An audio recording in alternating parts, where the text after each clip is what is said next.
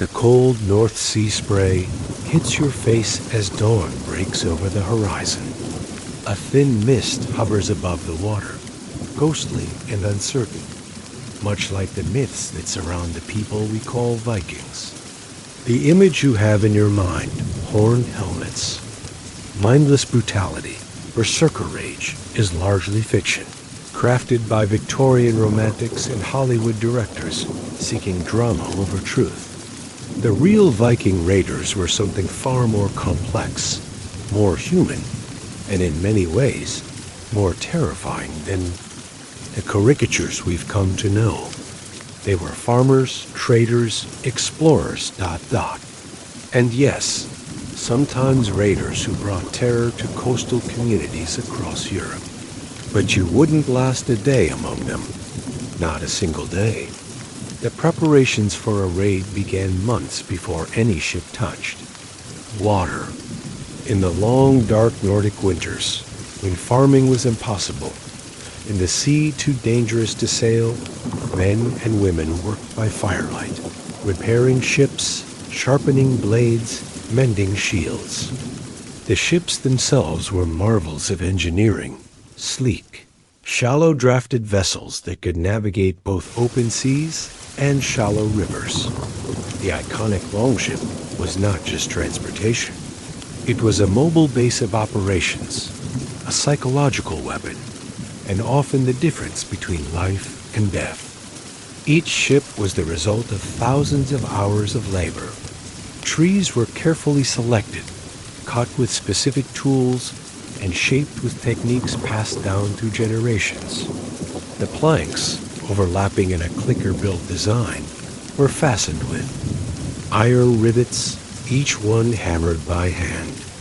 The resulting vessel was remarkably flexible, able to bend with waves rather than fighting against them. The ship's rigging was equally impressive. Ropes made from horsehair or walrus hide, sails woven from wool that took months to prepare. A single sail required the wool for more than 100 sheep, spun and woven by the women of the community through the darkest months of winter. You would sit beside them, fingers numb and bleeding from the rough fibers, back aching from hours hunched over in the dim light of smoky halls. The work was communal, necessary, sacred in its way. Ships had names, personalities, histories. They were not just tools, but extensions of the community itself. The weapons you'd carry were equally personal. Iron was precious, requiring charcoal from approximately 40 trees to smelt enough ore for a single sword. The creation of a weapon was not just craftsmanship but art, often taking months to complete. Swords were handed down through generations, given names believed to carry luck or curses. Your shield would be made of overlapping planks of lightweight wood, rimmed with leather, with an iron boss in the center. It was a tool of survival more than attack, and you'd learn to use it as an extension of your arm, a movable wall between yourself and death. These preparations weren't romantic adventures, but practical necessities, carried out in smoky longhouses while winter winds howled outside and children coughed from the ever-present smoke that hung in the air. The journey itself would break you before you ever saw an enemy. Imagine sitting on a wooden bench for days, sometimes weeks, with minimal shelter from the elements. The North Sea and Atlantic are unforgiving waters. Cold waves crash over the sides, soaking you to the bone. There are no cabins, no proper beds. You sleep sitting up or curled uncomfortably on damp planks, often in wet clothes and never fully dry in the salty air. The constant movement of the ship means your body never truly rests. Your muscles ache from maintaining balance, from the repetitive motion of rowing when the winds fail. Your hands blister, then callous, then blister again on the wooden oars. The salt water makes every cut sting like fire. Food on these journeys was basic and monotonous. Dried fish so hard it had to be hammered before eating. Stale bread.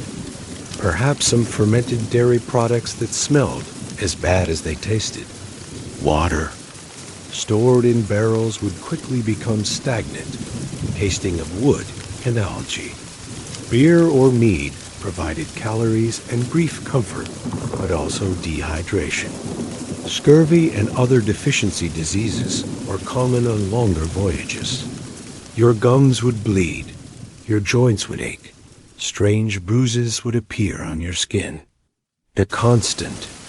Damp meant fungal infections were common, between toes, in armpits, in any place where skin met skin for too long. The smell aboard ship would overwhelm your modern sensibilities. Dozens of bodies unwashed for weeks, wearing wool and leather that never dried properly. The reek of the bilge water mixed with whatever food had spoiled. Vomit from those suffering. Seasickness. Human waste collected in buckets if the weather was too rough to hang over the side. On longer journeys, the psychological toll was as heavy as the physical. The endless horizon, the same faces, the same discomforts day after day. Arguments would flare over nothing. A misplaced item, a perceived slight, the last piece of edible. Food. Leadership was crucial here, for a crew could turn on itself without firm guidance. Navigation was a blend of skill, experience, and what we might now call superstition.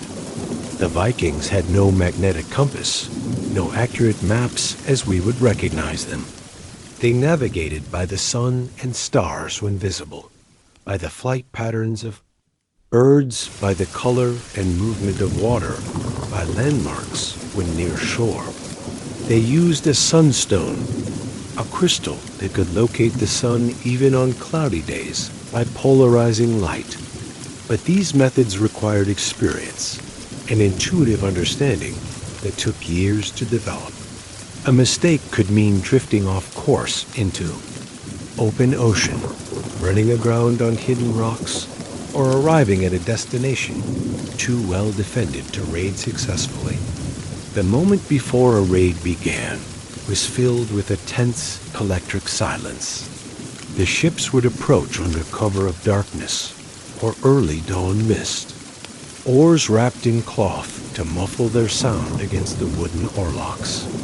The wind and tide carefully, calculated to bring you close to shore without alerting settlements. This waiting was its own form of torture. Muscles tense, breathing shallow, bladder and bowels threatening to empty themselves from primal fear. No matter how experienced the raider, this moment carried the cold recognition that some who now waited might not return to the ship. You'd feel the weight of your weapons, suddenly too heavy. The discomfort of your helmet, too tight or too loose. The straps of your armor digging into shoulders, already aching from rowing. The leaders would be watching the shore, looking for the smoke of cooking fires, the movement of people, signs of defensive preparations or unusual activity. Timing was everything.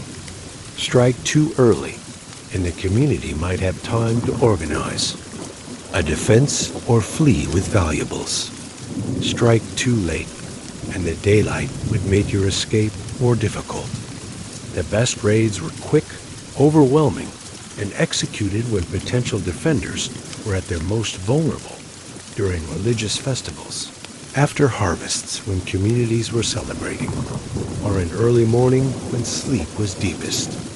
Then, the silence would break. The ships would surge forward, oars pulling hard through water, no longer concerned with silence, but with speed. The psychological element was crucial, creating terror through sudden appearance, through noise, through the very sight of dragon-proud ships appearing out of the mist. Men would bang swords against shields, creating a wall of sound designed to paralyze with fear. They would howl and shout, not from berserker rage, but as a deliberate tactic to seem more numerous and more fearsome than they were. The raid itself was not the glorious combat of films and television. It was chaos, confusion, noise, and blood.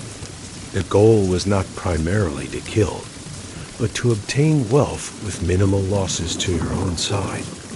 Violence was a means to an end, to overcome resistance, to create fear, to ensure compliance. Most victims of raids were not killed if they surrendered their valuables and did not resist. The image of Vikings slaughtering entire communities is largely exaggerated. Dead victims couldn't produce more wealth in the future, couldn't be ransomed, couldn't work as slaves. The logical raider wanted submission, not annihilation. But this doesn't mean raids weren't brutal. They were terrifying, violent intrusions that shattered the security of communities. Defenders who fought back were killed, often invisible. Memorable ways designed to discourage others from resistance. Buildings were burned, sometimes accidentally in the chaos, sometimes deliberately to drive out hidden victims or as punishment for resistance. The sounds would haunt survivors for life. The crack of burning timber, the screams of the wounded, the crash of objects being overturned in the search for valuables. What the raiders sought varied by location and era. Early raids focused on portable wealth, coins, jewelry, religious objects made of precious metals. Monasteries were favored targets, not because Vikings had any particular hatred of Christianity, but because churches concentrated community wealth in predictable, often poorly defended locations. They also contained educated people worth ransoming. Later raids might include taking captives for ransom or the slave trade, or even seizing land for settlement. Everything of value would be quickly evaluated. Too heavy, too bulky, or too difficult to transport items would be left behind, regardless of their worth to the local community. The aftermath of a raid left communities shattered not just physically, but psychologically. The sense of violation, of helplessness, of divine abandonment. Why didn't our God protect us? Created trauma that passed through generations. Communities would rebuild differently, constructing buildings farther from shore, creating watchtowers and alarm systems, reorganizing political structures to respond more effectively to threats. The very landscape of coastal Europe was transformed by the Viking threat, with circular defensive structures and refuge sites becoming common features. For the raiders, the return journey carried its own dangers. Ships were now heavier with plunder, sitting lower in the water and less maneuverable.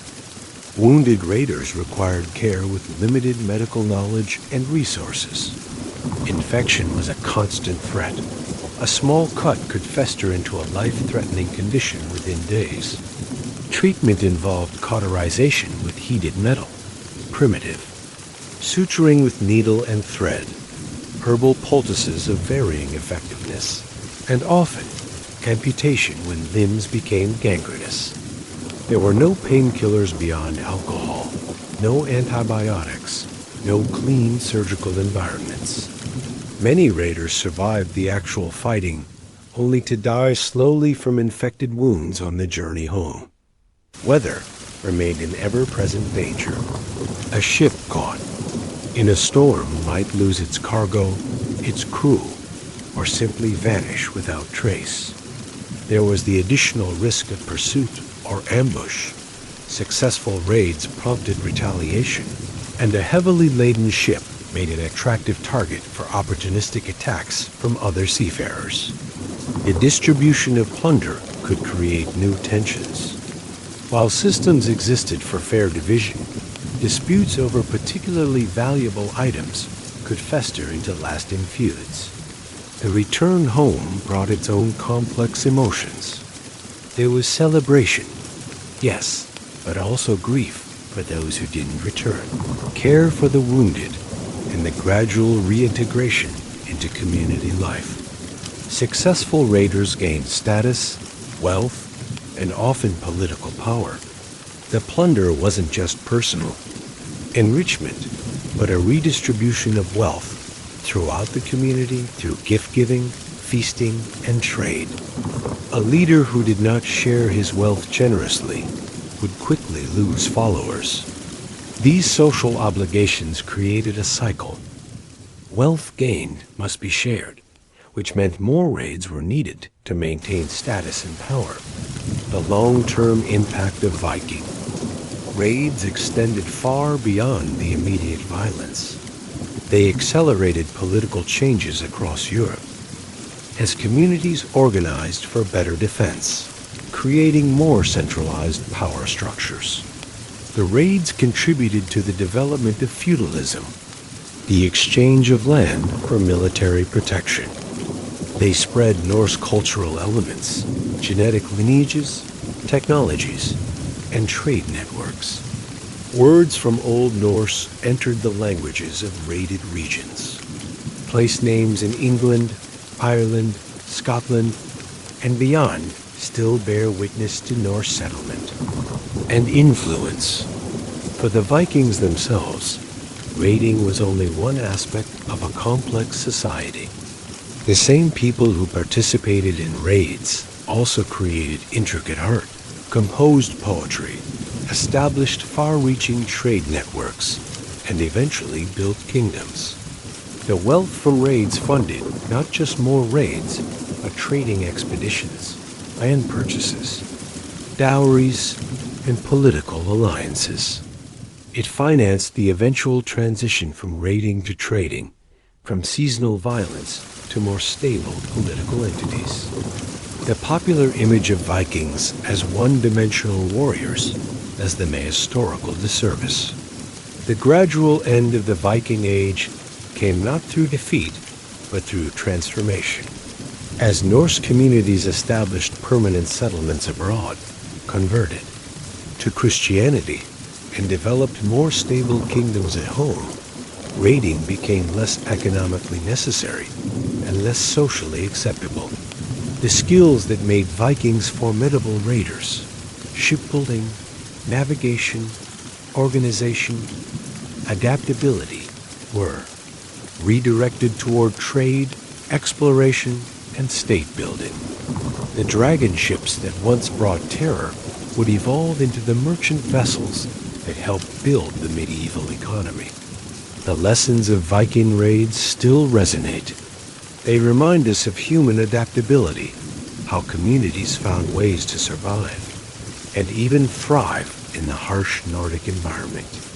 They show us the complex interplay between violence and creation, how the same cultures capable of brutal raids also produced exquisite art and far-reaching exploration.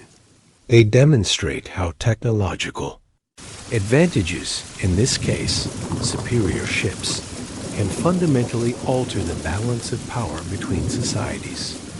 And perhaps most importantly, they reveal how our historical imagination often simplifies the past into heroes and villains, missing the complicated humanity that actually drove historical events.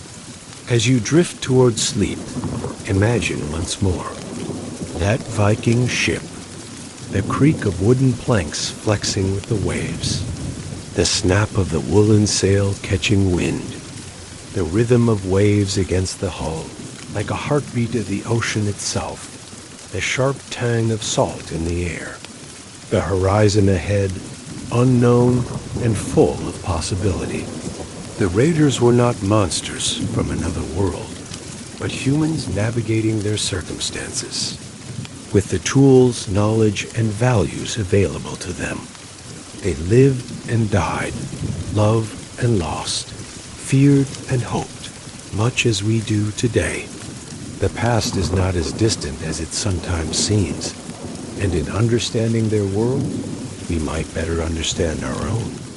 The settlements Vikings returned to after raids were far from the primitive encampments often depicted in popular media.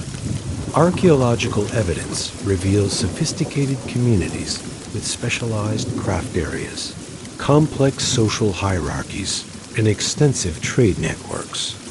The longhouses that formed the center of these settlements were engineering achievements in their own right. Massive timber structures often exceeding 75 feet in length, with carefully designed support systems that distributed the weight of weight. Heavy turf roofs. Inside, space was organized according to both practical and symbolic considerations. The central hearth provided warmth and cooking facilities, while smoke holes in the roof created natural ventilation systems that balanced the need for heat retention with breathable air.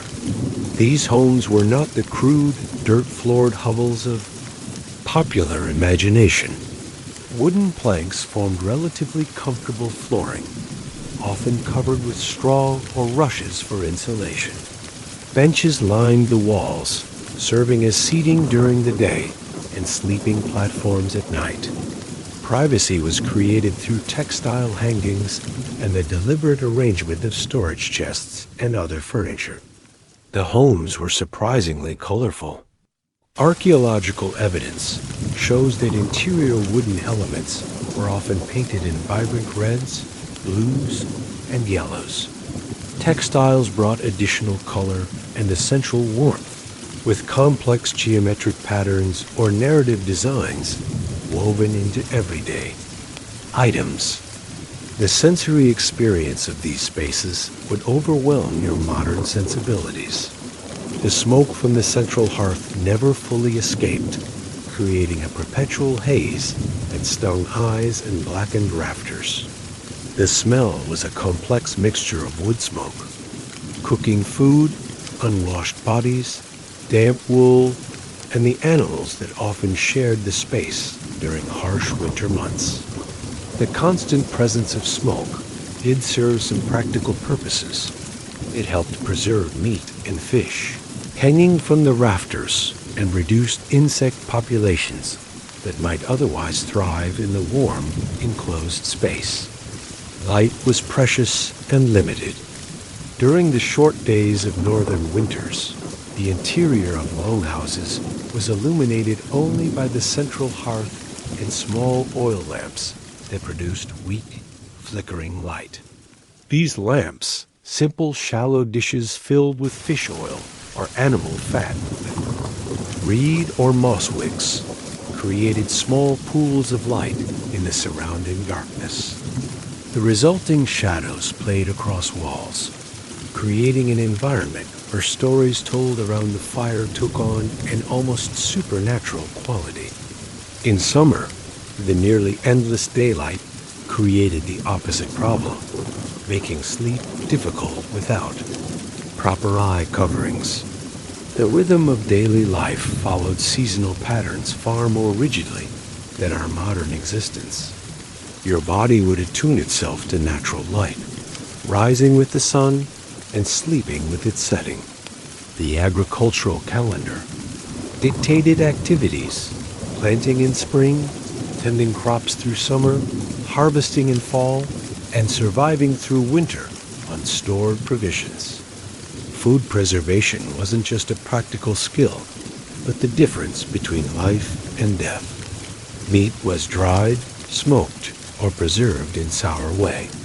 Fish was wind-dried to create stockfish, so durable it could last for years. Dairy products were fermented into forms that could survive without refrigeration. Water was rarely the beverage of choice. Small beer, a low-alcohol brew consumed by all ages, was often safer than water sources that could be contaminated. Children drank milk and whey, while adults consumed stronger ales, mead, or imported wine when available. These alcoholic beverages weren't just recreational, but nutritional supplements, providing calories and nutrients that helped communities survive lean times. The brewing process was largely women's work, requiring knowledge of fermentation timing, ingredient proportions, and storage methods that were passed down through generations. The division of labor in Viking communities was less rigid than often portrayed. While there were typical male and female roles, practical necessity often blurred these lines. When men were away raiding or trading, women managed farms, engaged in commerce, and made decisions normally reserved for male heads of household. Archaeological evidence reveals women buried with keys, symbols of their authority over household resources and management. Some women participated in trade expeditions, and rare historical accounts mention female warriors, recently supported by archaeological discoveries of female skeletons buried with weapons and warrior honors. The textiles produced by Viking women were not just domestic necessities, but valuable trade goods. The wool processing cycle was labor-intensive and specialized. After shearing sheep, the raw wool was sorted by quality, washed, teased, and combed before spinning. Spinning itself was so constant an activity that women carried spindles everywhere, utilizing even small moments of daylight to produce thread. The resulting yarn was then woven on upright looms into fabrics of varying qualities, from rough wadmal for everyday use to fine textiles that commanded premium prices in foreign markets. The skills to create patterned textiles with complex weaving techniques represented intellectual and artistic achievements rarely acknowledged in warrior-focused Viking narratives. Children's lives were both harsher and more integrated into adult society than in our modern age. From as young as 5, children contributed meaningful labor to the household, gathering eggs, watching younger siblings, collecting firewood, or helping with simple craft tasks. Play existed, but often took forms that developed skills needed for adult life. Mock battles for boys, small looms for girls. Educational was practical rather than academic, focused on the transmission of essential survival skills through direct participation and observation. Children were exposed to the realities of life and death from an early age, with infant mortality rates exceeding 50% in some communities. Health and medicine existed in a complex intersection of practical knowledge, religious belief, and superstition. Some herbal remedies used by Viking healers contained genuinely effective medicinal compounds. Willow bark with its salicylic acid, similar to aspirin, or honey applied to wounds with its antibacterial properties. Surgery was performed with iron tools that included specialized instruments for different procedures. Trepanation, the practice of cutting holes in the skull, shows evidence of survival and healing, indicating some surgical knowledge. But these practical approaches existed alongside magical thinking, amulets, runic inscriptions, and appeals to gods were considered equally valid medical interventions. The religious beliefs that underpinned Viking society were far more complex than the simplified versions popularized in modern entertainment. The Norse cosmology included multiple realms connected by the world tree Yggdrasil, populated by various classes of beings including gods, giants, elves, and dwarves.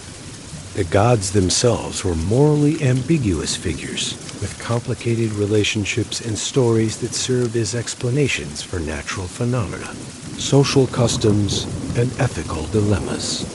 These weren't just stories, but living beliefs that influenced daily decisions, from small household rituals to major community events. Religious practice was integrated into daily life, rather than segregated to specific buildings or times. Sacred spaces existed, groves, stones, bodies of water, but worship occurred primarily through practices rather than in places. Blot, the sacrifice of animals or goods to the gods, was performed at regular intervals throughout the year, often coinciding with agricultural or seasonal transitions. The blood of sacrificed animals was collected and sprinkled on participants, and sacred objects, creating a physical connection to the divine that you would feel on your skin, smell in the air, taste if droplets reached your mouth. The Norse concept of fate word influenced everything from battle tactics to personal decisions. Unlike modern notions of free will, Viking Age Scandinavians understood life as a complex interplay between personal choice and predetermined destiny. The Norns, female beings who wove the fates of all humans, created a framework within which individuals operated, but didn't dictate every action. This worldview created a distinctive approach to life and death. If the time and manner of your death were predetermined, excessive caution served little purpose. This wasn't fatalism, but a practical acceptance of uncertainty, combined with determination to create a life worth remembering. The famous Viking funerals of popular imagination, bodies pushed out to sea in burning ships, were rare events reserved for the most elite members of society. Even boat burials where ships were interred in the ground were uncommon, representing significant economic sacrifice. Most Vikings were buried in simpler ways, in the ground with meaningful personal possessions, sometimes under small mounds or stone markers. Cremation was common in earlier periods, with burned remains placed in pottery vessels. The grave goods included reflect both practical considerations for the afterlife journey and deeply personal attachments, gaming pieces, musical instruments, beloved pets, and treasured everyday items appear alongside weapons and status symbols. The Vikings' relationship with death was intimate and pragmatic. The high mortality rates from disease, childbirth, accidents, and violence meant that few families remained untouched by loss. Grief existed, expressed through funeral rites, memorial, stones, and poetry, but was tempered by cultural frameworks that provided meaning to death. A good death, particularly a warrior's death in battle, could elevate one's status and secure a place in collective memory. This wasn't merely religious belief, but social reality. How you died influenced how your descendants would be treated and remembered within the community. The technologies that enabled Viking expansion went far beyond their famous ships. Iron production was sophisticated, with different carbon contents created for different purposes. Softer iron for nails and rivets, harder steel for weapons and tools. The pattern welding technique used for premium swords created blades with both flexibility and strength by twisting and folding iron strands of different carbon contents. These swords weren't just weapons, but masterpieces of metallurgy, sometimes containing over 1,000 layers of metal, with patterns visible on the surface that seemed magical to those without knowledge of the process. Viking navigational tools represented another technological achievement often overlooked. The sun shadow board, used in conjunction with the sunstone, a crystal that could locate the sun's position on cloudy days, allowed for remarkably accurate determination of latitude. Archaeological evidence suggests they may have used primitive forms of the sun compass, enabling navigation even when landmarks weren't visible. These technologies, combined with generations of accumulated knowledge about winds, currents, bird migrations, and star positions, created a navigational system sophisticated enough to reach North America centuries before Columbus. Their skill in adapting to new environments allowed Vikings to establish settlements in places as diverse as the British Isles, Normandy, Iceland, Greenland, and briefly in North America. Each location required different agricultural approaches, building techniques, and resource management strategies. In Greenland, Norse settlers adapted to an environment with limited timber by building partially subterranean homes with thick turf walls for insulation. In Iceland, they learned to harness geothermal energy for heating and cooking. This environmental adaptability, more than military prowess, explains the lasting impact of Norse expansion. The Vikings' commercial activities were as significant as their raids, though less dramatically represented in historical accounts. By the 10th century, Norse traders had established networks stretching from North America to Baghdad, exchanging amber, furs, walrus ivory, and slaves for silver, silk, spices, and wine. Archaeological evidence shows Buddha figurines in Sweden, Arabic coins throughout Scandinavia, and Chinese artifacts in Viking graves, physical testimony to these far-reaching connections. Major trading centers like Hidibi, Urka, and Köpen became cosmopolitan hubs where merchants from different cultures exchanged not just goods but ideas, technologies, and cultural practices. The perception of Vikings by those they encountered varied dramatically across time and place.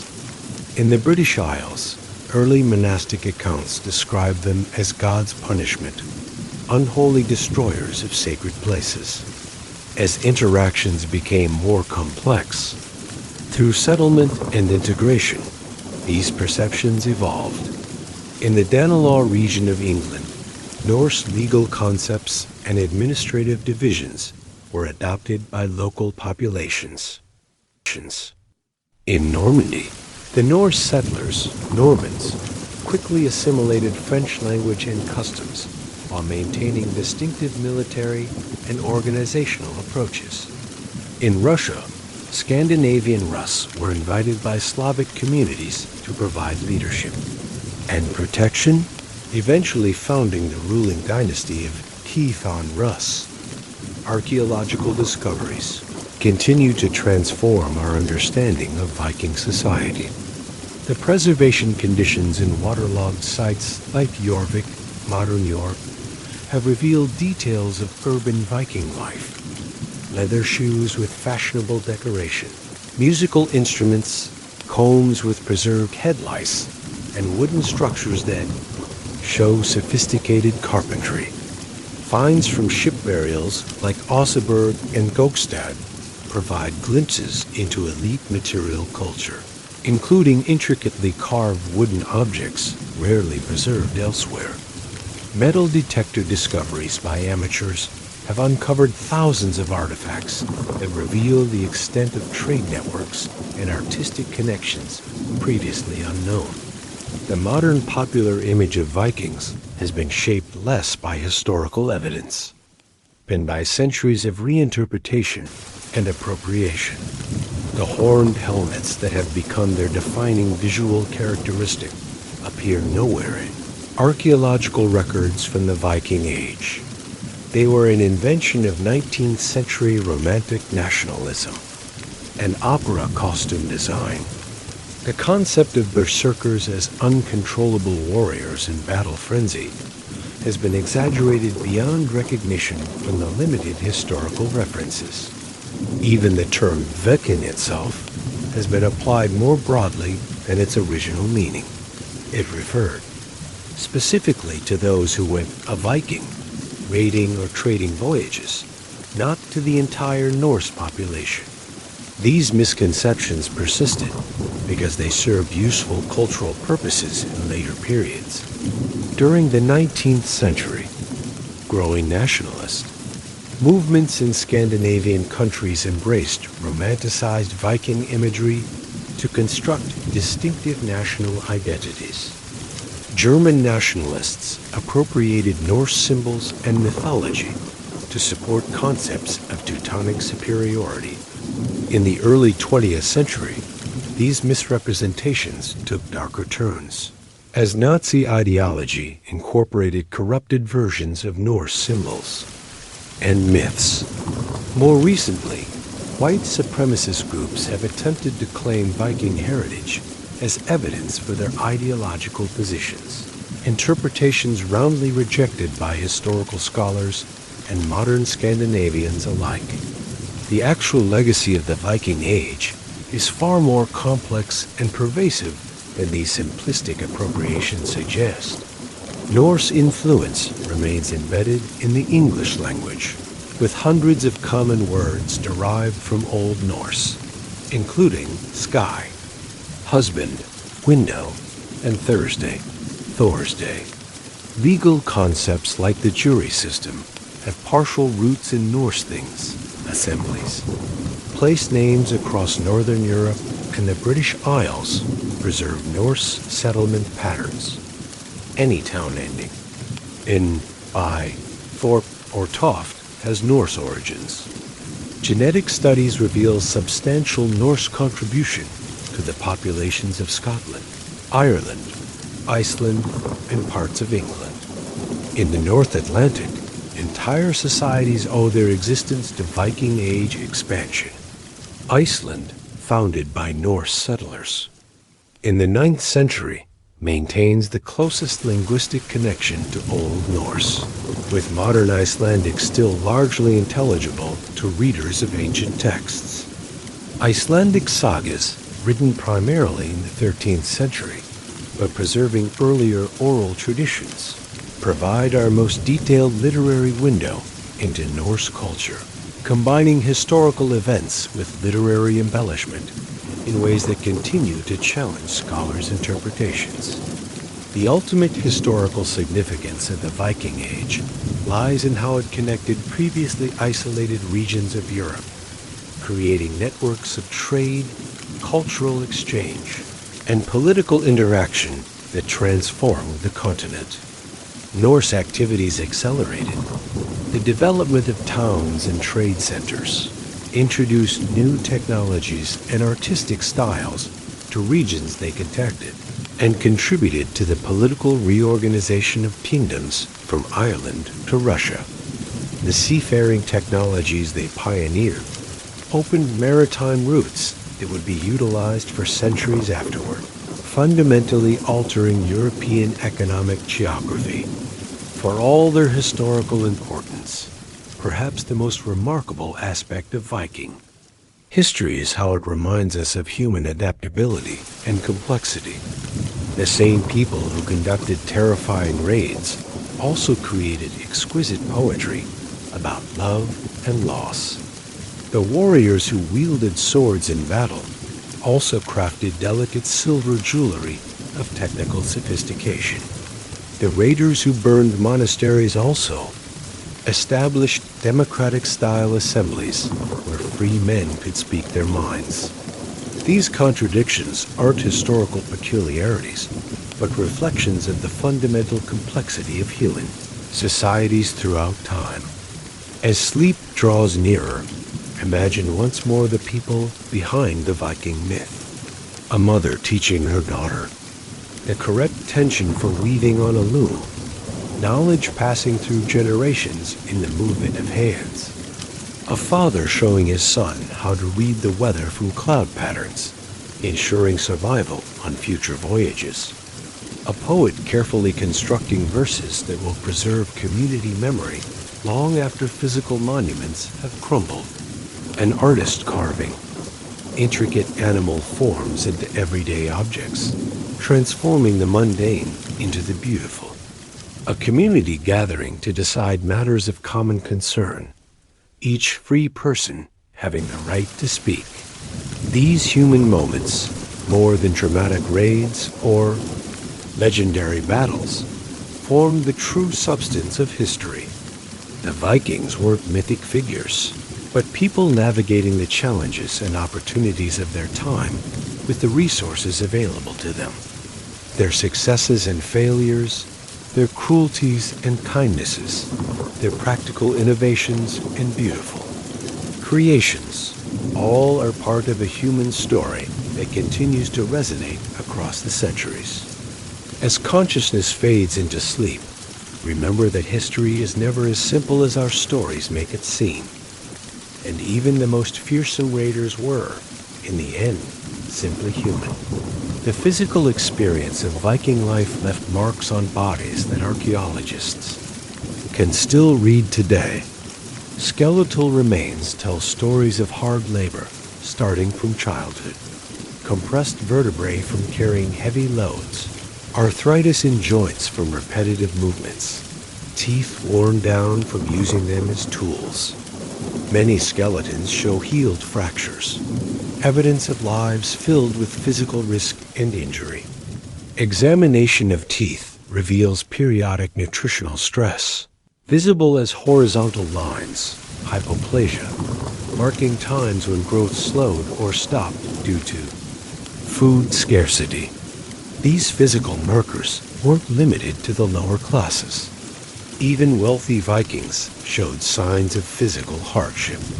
The romantic notion of the mighty Viking warrior contains truth, but these weren't supernatural beings. They were humans whose bodies bore witness to lives of constant labor, periodic hunger, and regular injury. The sensory world of the Vikings was dominated by natural rhythms in ways modern people can barely comprehend. Without artificial light, darkness was a presence, a tangible thing that confined activities and shaped perceptions. During winter in the northernmost settlements, darkness ruled for nearly 20 hours a day. The resulting sensory adaptations were remarkable. Heightened hearing that could distinguish approaching footsteps or animal movements in complete darkness, an ability to navigate familiar spaces using touch and memory alone, sensitivity to subtle changes in air currents that might indicate doors opening or people moving nearby. The quality of darkness itself varied. The blue-black of clear winter nights, the oppressive weight of overcast evenings, the shifting shadows of nights with partial moonlight. This wasn't just an absence of light, but a different sensory environment, with its own qualities and demands. Sound carried different information in the Viking world. Without the constant background noise of motors, electronics, or urban environments, natural and human sounds stood out with startling clarity. The creak of a door hinge might be heard from surprising distances. Conversations could be overheard across open spaces. Approaching horses or people could be detected long before they were seen. This acoustic environment created different social dynamics. Private conversations required genuine physical separation. Public announcements could be heard by entire communities without amplification, and musical performances filled communal spaces without competing with background noise. The soundscape of a Viking settlement would include the rhythmic clack of looms, the repetitive tap of hammers on metal or wood, the hiss and crackle of fires, and the constant backdrop of natural sounds. Wind through trees, water over stones, birds calling warnings or greetings. The gustatory world of the Vikings was dominated by a few strong flavors and crucial preservation techniques. The basic taste profile centered on sour, salty, and fermented notes, with sweetness rare and precious, available primarily through honey or berries. Umami flavors came from fermented fish, aged meats, and broths made from bones simmered for hours. Spices were rare treasures acquired through trade networks. Pepper, cinnamon, cardamom, and other exotic flavors might grace the tables of wealthy merchants or chieftains, but remained unknown to most. Preservation methods created distinctive flavors that defined the cuisine: the tang of fermented dairy, the intensity of dried fish, the smoky depth of meats preserved over fire. These weren't just storage techniques, but cultural preferences that shaped palates and cooking traditions. Fermentation was particularly important, transforming potentially spoiling foods into stable, long-lasting nutrition. Milk became skyr, similar to yogurt or various cheeses. Cabbage fermented into something resembling sauerkraut. Fish underwent controlled decomposition to create surströmming, a notoriously pungent preserved fish still consumed in Sweden today. Even berries might be fermented rather than eaten fresh to extend their availability through winter months. These fermented foods provided essential nutrients during the dark months when fresh produce was unavailable, playing a crucial role in preventing scurvy and other deficiency diseases. The haptic experience, the world of touch and physical sensation, was central to Viking crafts and daily life. Knowledge resided in the hands as much as the mind. The right tension for spinning thread couldn't be explained in words, but had to be felt through practice. The proper consistency for clay, the correct temperature for metal working, the ideal moisture for wood carving, all were knowledge held in the fingertips and muscles, passed down through physical demonstration rather than verbal instruction. This tactile knowledge extended to navigation and weather prediction, feeling subtle changes in wind direction against the skin, noting the particular quality of dampness that preceded different types of storms, sensing the change in how a ship moved through water when approaching land, even when it remained beyond the horizon. The psychological experience of living in such close connection with natural forces created a particular mindset. Survival required community cooperation, careful observation of natural patterns, and the ability to plan months or even years ahead. Individual psychology was shaped by these necessities. The concept of luck wasn't a matter of mere chance, but a quality that certain people or objects possessed, something that could be cultivated or lost through action. Dreams were considered potential communications from the gods or the dead, requiring interpretation and sometimes action. Memory was trained to remarkable degrees. Oral poetry traditions required individuals to memorize thousands of lines, genealogies spanning dozens of generations, and detailed knowledge of legal precedents without written records. Social bonds within Viking communities were reinforced through ritual gift-giving that created webs of obligation and alliance.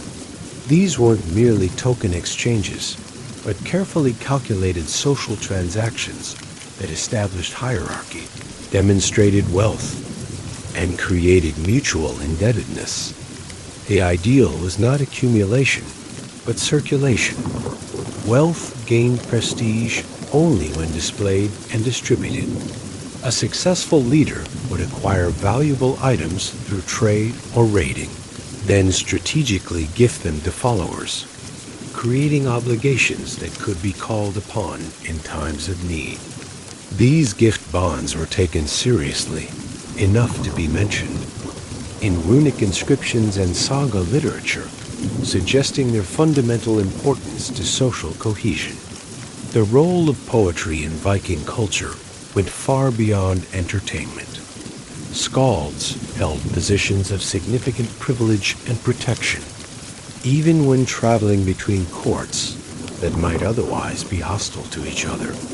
Their complex verse forms preserved historical memory, praised leaders, commemorated battles, and sometimes delivered cutting social criticism disguised as art. The formal structures of this poetry with intricate patterns of alliteration, internal, rhyme, and metaphorical language called kennings required years of training to master. A skilled poet might refer to the sea as the whale's road or a sword as the serpent of wounds, creating vivid mental images through linguistic association. These weren't just aesthetic flourishes, but compressed cultural knowledge, references, that any listener would immediately understand while appreciating the poet's skillful manipulation of traditional forms. Humor, often overlooked in stern portrayals of Vikings, played an important social role. The sagas contain numerous examples of jokes, pranks, wordplay, and satirical verses that reveal a culture that valued wit alongside warrior prowess. Humor served as a social regulator. Through mockery and satirical poetry, communities could criticize inappropriate behavior without resorting to formal sanctions. Being the subject of a well-crafted insulting verse could damage reputation sufficiently to modify behavior. This form of humor had edges, however. Certain insults were serious enough to legally justify violent response, particularly accusations of cowardice, oath-breaking, or sexual impropriety. Understanding the precise boundaries between acceptable mockery and actionable insult required deep cultural knowledge. The physical landscape itself shaped Viking worldviews in profound ways. The dramatic geography of Scandinavia, towering fjords, volcanic landscapes in Iceland, vast forests, and the ever-present sea created a cosmology where natural features were understood as the results of divine or giant activity. An unusually shaped mountain might be explained as a troll's frozen in stone by sunlight. Unusual rock formations became petrified ships or giants. Hot springs and geysers in Iceland were evidence of supernatural forces beneath the earth. These weren't merely charming stories, but genuine attempts to explain and relate to environments that could be simultaneously beautiful and deadly. By populating the landscape with stories, Viking communities created cultural maps that contained practical knowledge about dangerous areas, good fishing spots, or navigational landmarks wrapped in memorable narratives. The Vikings' relationship with animals was complex and intimate. Dogs were working partners and sometimes sacrificial offerings in important rituals. Horses held special symbolic significance, associated with fertility and sometimes with Odin himself. The placement of horse skulls in building foundations suggests their protective spiritual qualities. Ravens were seen as messengers of Odin, their appearance before battle, potentially significant omens. Cats were valued for rodent control, but also associated with Freya and feminine magic. Even insects had cultural significance. Flies might be the disguised form of a witch's spirit, while bees produced the honey essential for mead, the drink of poetry and divine inspiration. These weren't abstract associations, but lived relationships with the animals that shared Viking living spaces and contributed to their survival. The transition from childhood to adulthood wasn't marked by a specific age, but by capability and community recognition. Young men and women were considered adults when they could meaningfully contribute to household economics and defend community interests. For boys, this often involved demonstrating skill with weapons, but equally important was showing judgment about when to use them. For girls, mastery of textile production, food preservation, and household management marked the transition to womanhood. These passages weren't always formalized with specific rituals, but acknowledged through increasing responsibilities and social recognition. Names reflected these transitions. Childhood nicknames might be replaced with bynames that recognized adult achievements or characteristics. The concept of honor, drengscaper, governed social interactions at all levels. Unlike later medieval notions of chivalry, Viking honor wasn't primarily about treatment of the weak or codes of combat, but about reliability, reciprocity, and maintenance of reputation. A dishonorable person was one who broke oaths, failed to fulfill obligations, or showed cowardice. Essentially, someone who couldn't be trusted to uphold their role in the social fabric. This wasn't a matter of personal morality, but of community. Survival. In a society where mutual dependency was essential for survival, trustworthiness was the cardinal virtue. Physical courage was valued not for its own sake, but because it demonstrated willingness to risk oneself for the community. Legal traditions revealed sophisticated concepts of justice and social regulation. The Thing assembly system allowed free men, and in some cases women with property, to participate in judicial decisions and lawmaking. Complex compensation systems existed for various injuries and wrongs, with payments adjusted based on the social status of the victim and nature of the offense. The concept of outlawry, declaring someone outside the protection of law, was the most severe punishment short of execution, essentially removing the individual from the social world entirely.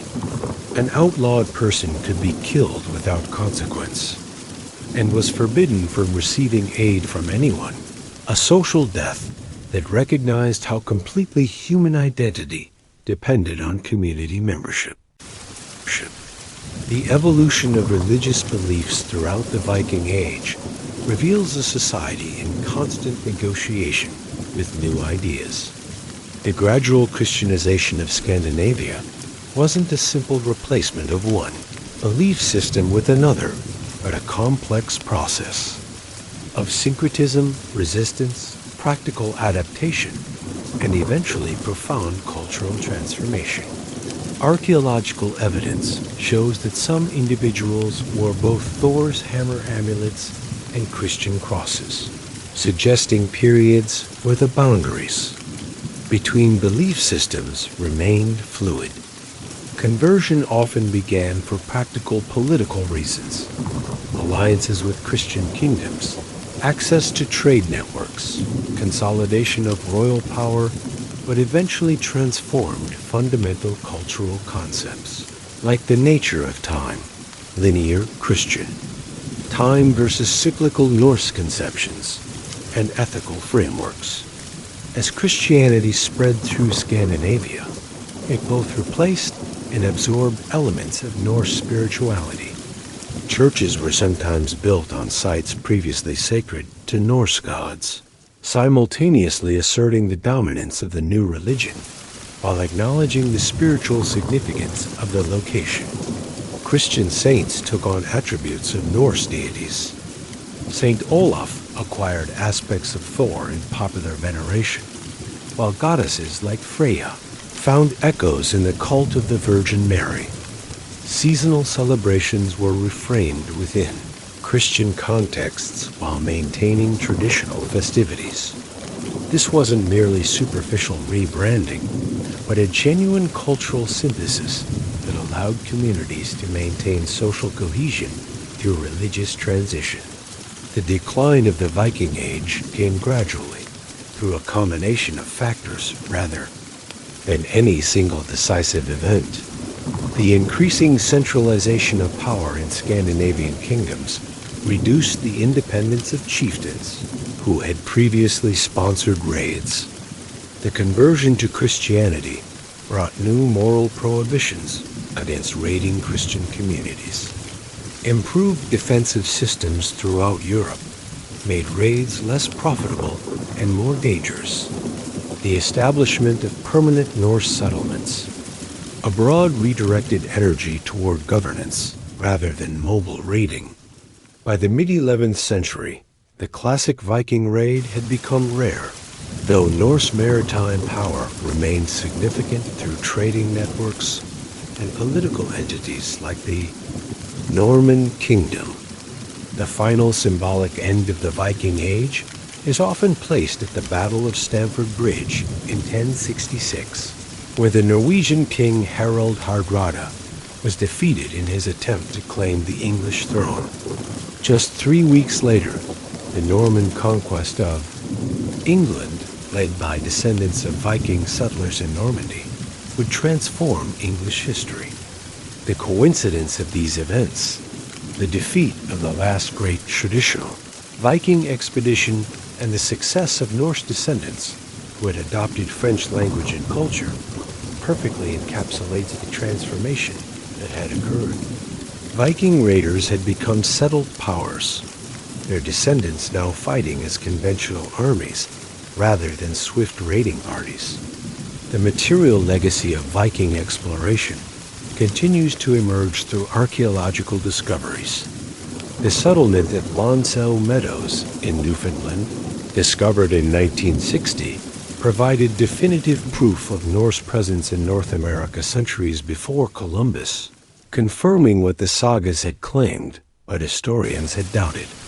Recent research suggests this was not an isolated outpost, but part of a more extensive pattern of exploration and resource extraction along the North American coast.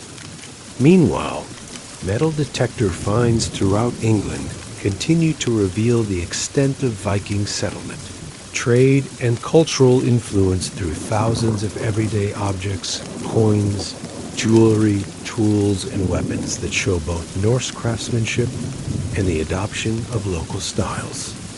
Climate played a crucial role in both the expansion and contraction of Viking activity. The medieval warm period, approximately 950 to 1250 CE, created favorable conditions for North Atlantic exploration and settlement, with reduced sea ice and longer growing seasons in marginal territories like Greenland. The subsequent cooling of the Little Ice Age contributed to the abandonment of the Greenland settlements as growing seasons shortened. Sea ice expanded, and sailing routes became more dangerous. These climate fluctuations didn't determine Viking history, but set parameters within which human decisions operated. An early example of the complex interaction between climate change and human societies that continues to shape our world. The genetic legacy of Viking expansion remains embedded in populations throughout their sphere of influence. Recent DNA studies of ancient remains and modern populations have revealed patterns of migration, settlement, and intermarriage more complex than historical records suggested. In the Orkney and Shetland Islands, male Viking settlers often married local women, creating communities with Norse paternal lineages and native maternal ones. In Iceland, genetic evidence shows that while male settlers were predominantly Norse, a significant percentage of female settlers came from the British Isles, some possibly as captives, but others as wives or independent settlers. These genetic patterns reveal social dynamics invisible in the textual record. The influence of Norse mythology continues to permeate modern culture in ways both obvious and subtle. From Marvel's Thor to Wagner's Ring Cycle, from Tolkien's Middle-earth to modern video games, the stories, symbols, and aesthetic of the Viking Age have been continuously reinterpreted and reimagined. These adaptations rarely capture the historical reality, but reveal our continuing fascination with Norse culture. Each generation has found in the Vikings a mirror for its own concerns, whether nationalist identity in the 19th century, masculine archetypes in the 20th, or environmental sustainability and gender fluidity in the 21st. This persistent reinterpretation suggests something in Viking history that continues to resonate with fundamental human experiences and questions. The most personal connection to Viking Age people comes not through their weapons or monumental structures, but through the small, everyday objects that filled their lives. A child's leather shoe with a worn hole in the toe, discarded in a York street over 1,000 years ago. A wooden comb with teeth broken from daily use, carved with a small decorative pattern that served no purpose except beauty. A bone needle case carried for decades, polished smooth by the hands that held it. A gaming piece made from a simple stone, but treasured enough to be placed in a grave. These humble artifacts remind us that behind the dramatic historical narratives were ordinary people who loved, worried, created, played, and sought meaning in their world, just as we do in ours. The physical traces left by Viking hands sometimes preserve startlingly intimate moments. Runic graffiti carved into the Neolithic tomb in Mischau in Orkney includes not just names of Norse visitors, but boasts about romantic conquests, complaints about the weather, and even crude jokes, voices from the past that sound remarkably contemporary in their human concerns. A wooden stick from Bergen, Norway, bears a runic message from a wife to her husband. I love you well, my husband. From Dublin comes a message that reads simply, I miss you. These aren't the words of legendary heroes, but of ordinary people, expressing universal human emotions across the centuries. As we drift further toward sleep, imagine the hands that created these messages. Hands that could wield weapons, but also cradle children, that could build ships to cross oceans, but also carve tiny wooden toys, that could endure brutal cold, but still find pleasure in the warmth of another person.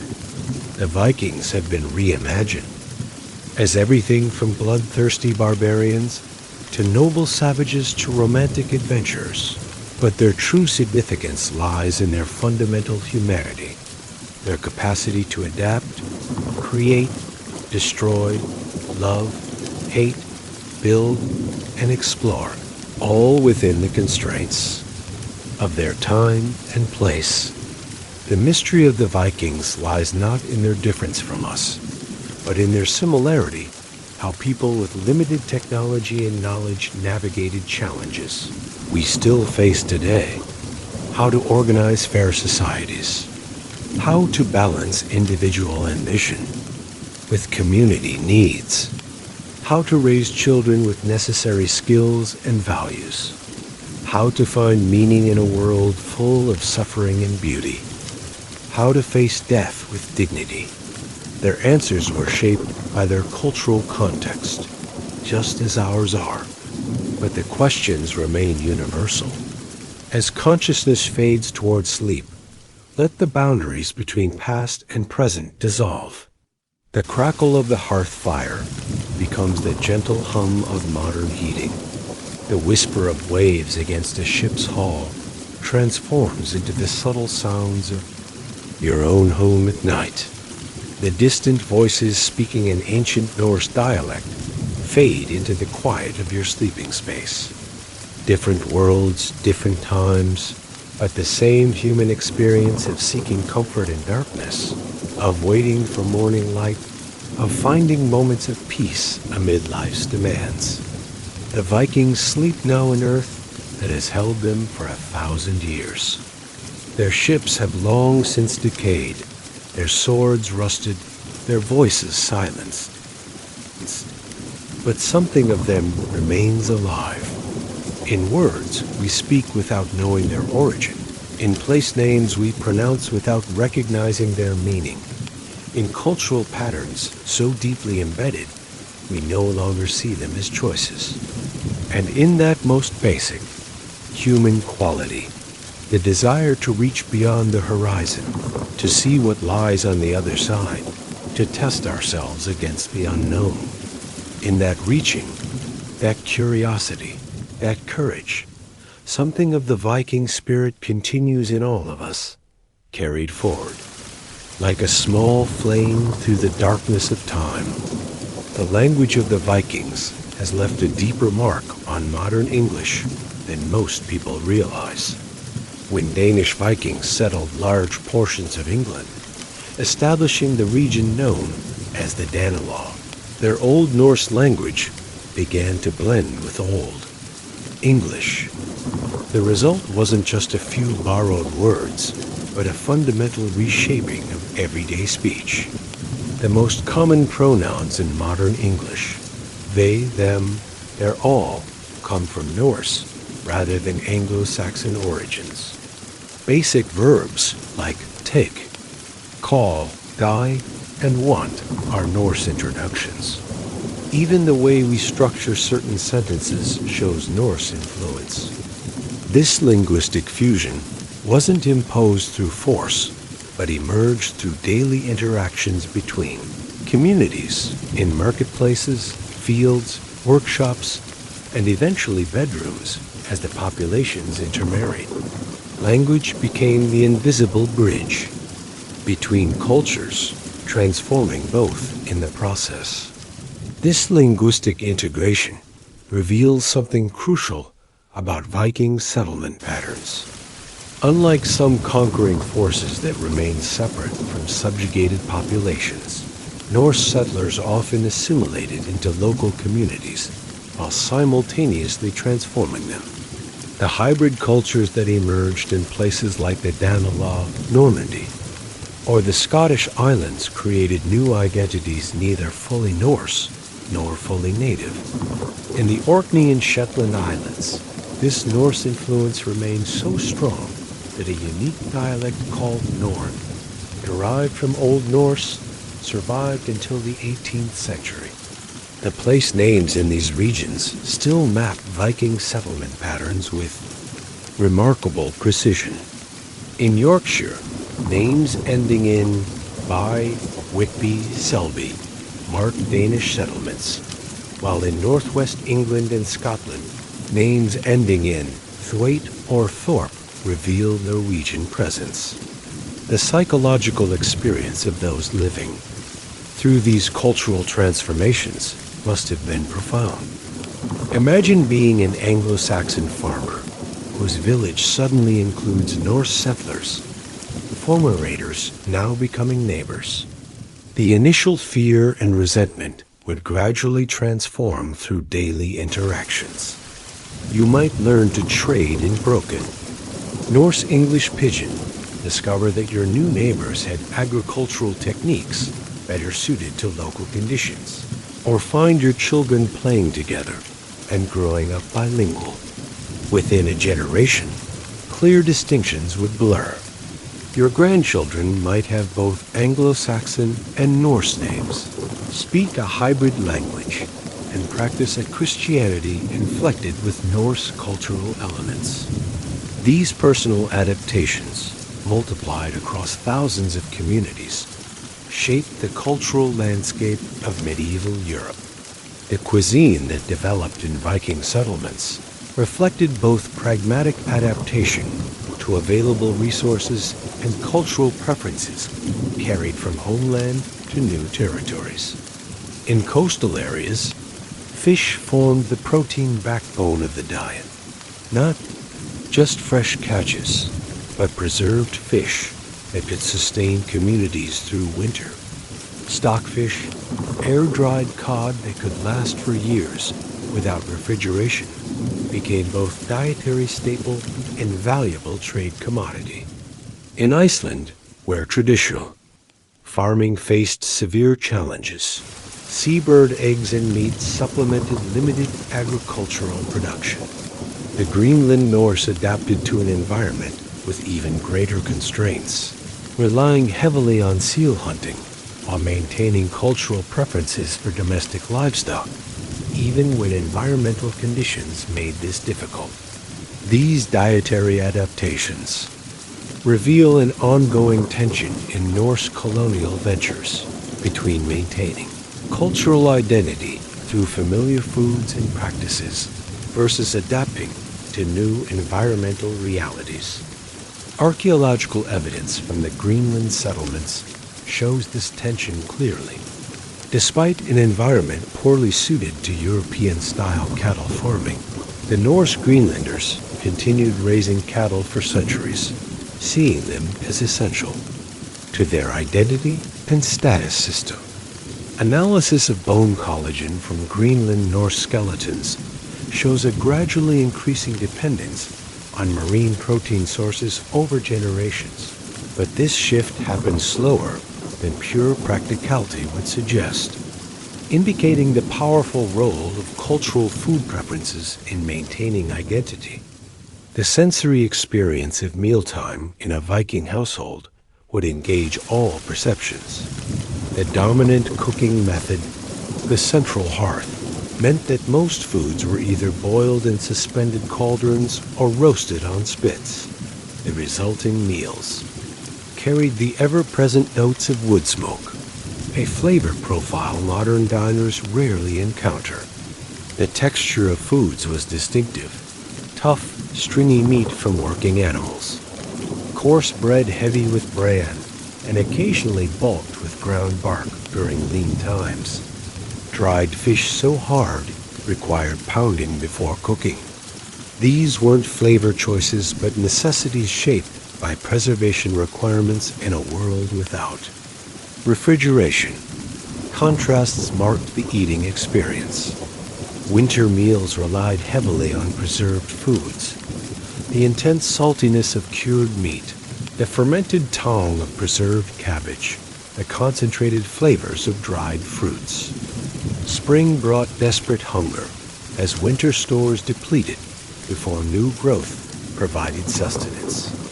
Summer and fall offered brief windows of fresh abundance: tender green shoots, berries, fresh milk, new vegetables, recently slaughtered animals. Flavors experienced as intense luxuries precisely because of their temporary nature.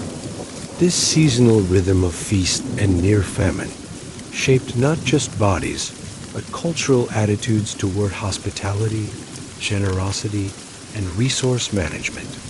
The brewing of alcohol occupied a special place in Viking society, combining practical preservation of grain with ritual significance and social function. Beer production was predominantly women's work, with brewers developing specialized knowledge passed through generations. The resulting drink bore little resemblance to modern clear beer. Viking ale was often thick, cloudy, and nutrient-rich, more like a liquid food than a recreational beverage. For special occasions, mead made from fermented honey carried both higher status and ritual associations with poetry, wisdom, and divine inspiration, connected to myths of Odin's theft of the mead of poetry from the giants. These alcoholic beverages weren't luxury items, but essential components of social bonding, religious practice, and sometimes basic nutrition when other food sources ran low. The clothing worn by Vikings represented a complex intersection of practicality, status signaling, and cultural identity. Contrary to the drab depictions in many modern representations, archaeological evidence reveals a love of color. Fabric fragments show garments dyed with plants like woad, blue, madder, red, weld, yellow, and various lichens and barks that produced browns, greens, and purples. Higher status individuals might wear garments with expensive imported dyes, like kermes, bright scarlet, or even the royal purple derived from Mediterranean sea snails. These weren't just aesthetic choices, but visible symbols of wealth and connection to trade networks. The tactile experience of clothing varied dramatically by social status. Rough wadmal wool for everyday wear, with its characteristic itch and weight, versus the smooth luxury of finely woven linen or imported silk available only to the wealthiest. Personal adornment extended beyond practical clothing to jewelry that combined decorative, status, and sometimes magical functions. Women typically wore paired brooches at the shoulders, often connected by strings of glass, amber, or metal beads. These weren't merely decorative but secured overdresses in place, while displaying wealth and cultural connections through material and design. Men and women both wore arm rings and finger rings, some serving as portable wealth that could be broken. A part to make payments when necessary. Combs made from bone or antler were among the most common personal items, often decorated with intricate carving and carried in protective cases, suggesting the importance of personal grooming. Even the most practical items could become vehicles for artistic expression and personal identity.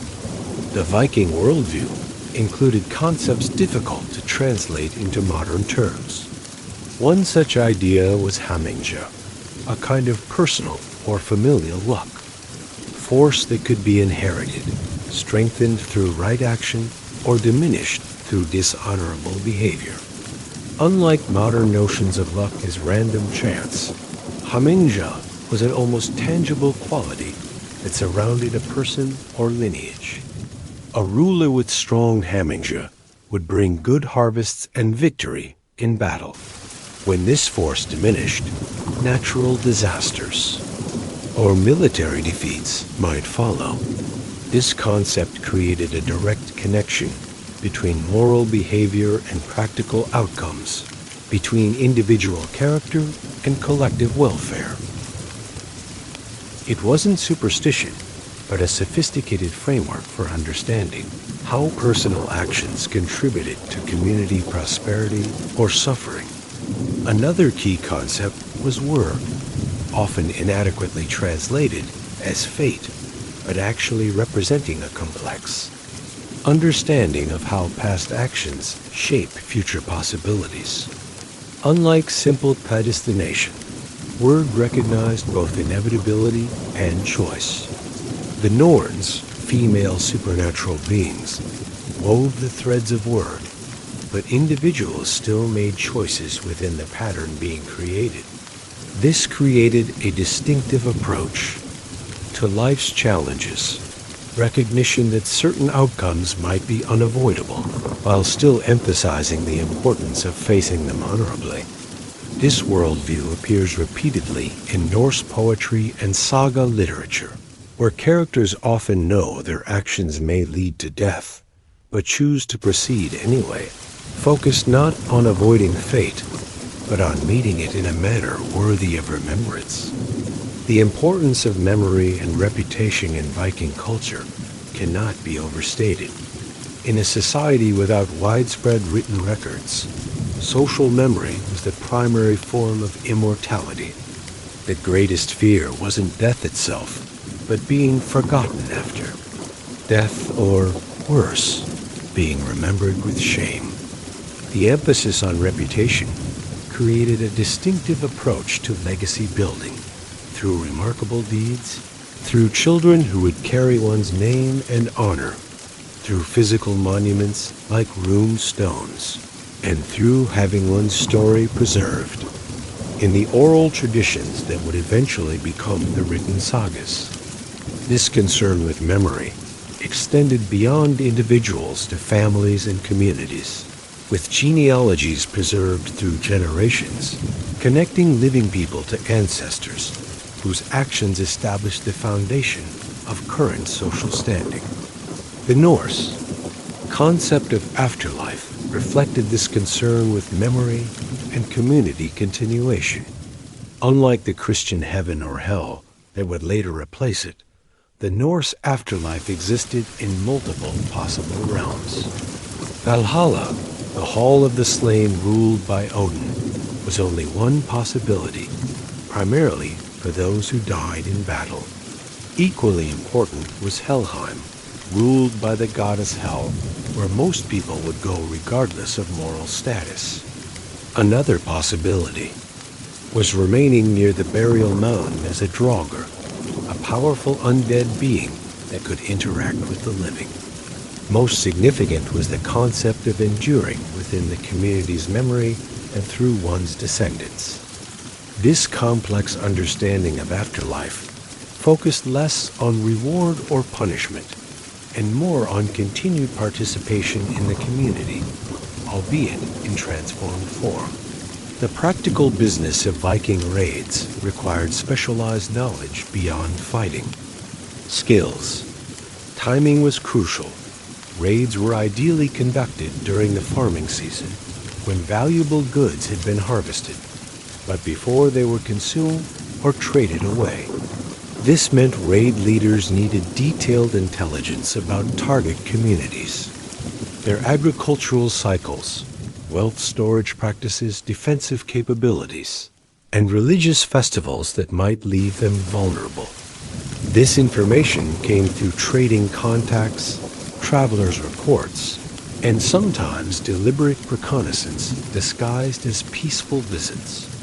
The most successful raiders weren't just fierce warriors, but skilled intelligence gatherers and strategic planners who understood the economic patterns of potential targets.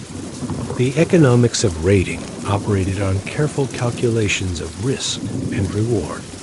Ships represented enormous community investment. A large, long ship required thousands of hours of specialized labor and substantial material resources. Losing a ship meant not just material loss, but potentially leaving crew members stranded in hostile territory. The potential gains needed to justify these risks, which is why early raids targeted high-value, low-defense locations like monasteries, where precious metals and captives for ransom or slave markets could be acquired with minimal fighting. As defensive systems improved across Europe, the risk-reward calculation shifted, contributing to the transition from raiding to trading and settlement. This wasn't a moral evolution, but a practical adaptation to changing economic conditions. The transition from raiding to settlement followed distinct patterns across different regions. In England, initial raids gave way to the Great Heathen Army of the 860s, which evolved from a mobile raiding force into a settlement movement as warriors received land grants in established farms. In Ireland, Norse raiders established coastal, trading towns like Dublin and Wexford, creating urban centers in what had previously been a largely rural society. In Francia, modern France, Vikings were eventually granted the territory that would become Normandy in exchange for defending the realm against other raiders. In Russia, Norse traders and warriors were invited by Slavic communities to establish order and defense, founding the Rurik dynasty that would rule for centuries. Each of these transitions reflected local conditions and opportunities rather than a predetermined Norse strategy. The cultural exchanges that accompanied these settlements transformed both Norse and local populations. In Ireland, distinctive Norse-Irish art styles emerged, blending Celtic interlaced patterns with Viking animal motifs.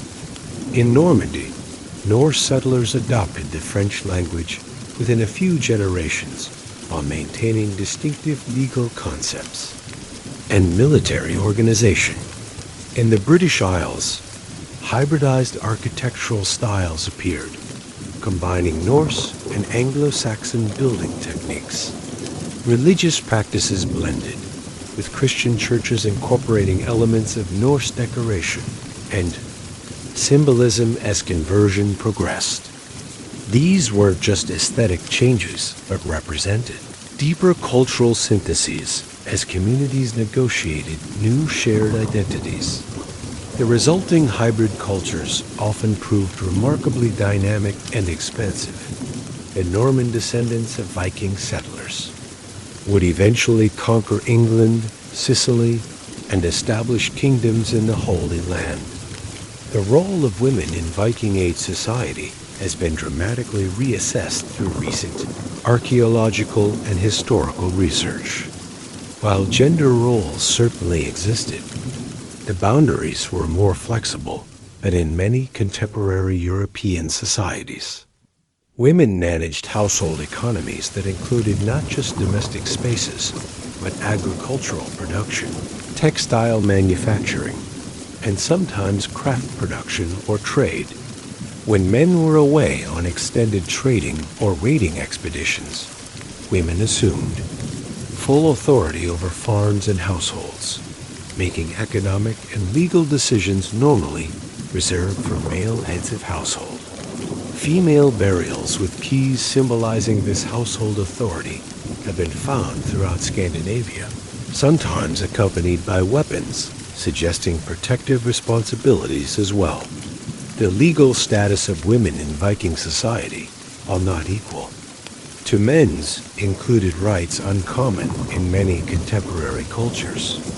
Norse women could own property independently, initiate divorce under certain conditions, including abuse or financial neglect, and claim compensation for sexual violations.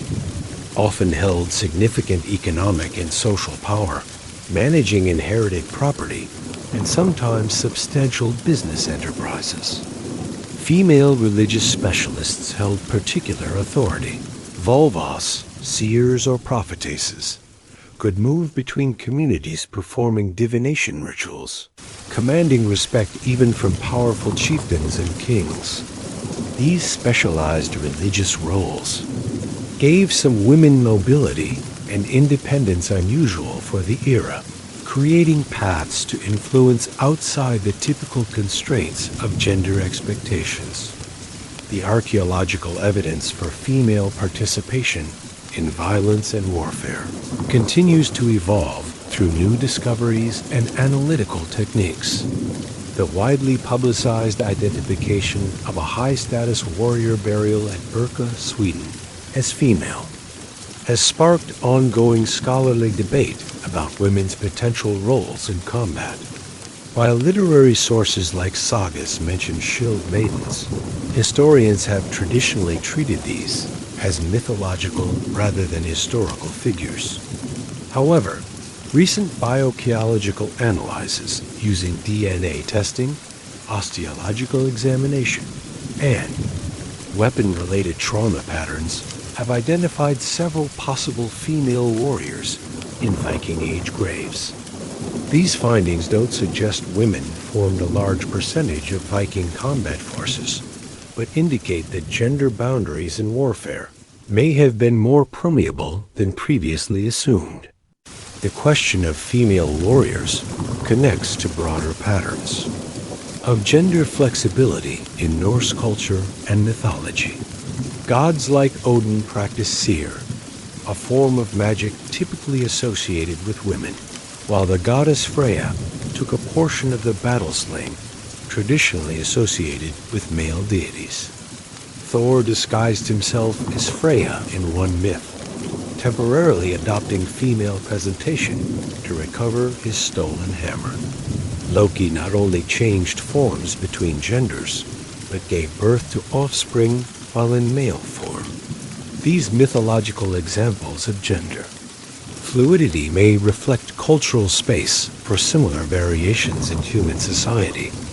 Archaeological evidence occasionally reveals burials with mixed gender signifiers, biologically female individuals, buried with traditionally male grave goods or vice versa, suggesting some individuals may have lived social roles not aligned with their biological sex. The Norse creation mythology reveals fundamental aspects of their worldview. Unlike monotheistic creation stories, where an omnipotent deity creates order from nothing, Norse mythology describes a pre-existing cosmos transformed through conflict. In the beginning was Ginnungagap, the yawning void between regions of ice and fire. Where these opposites met, the first beings emerged.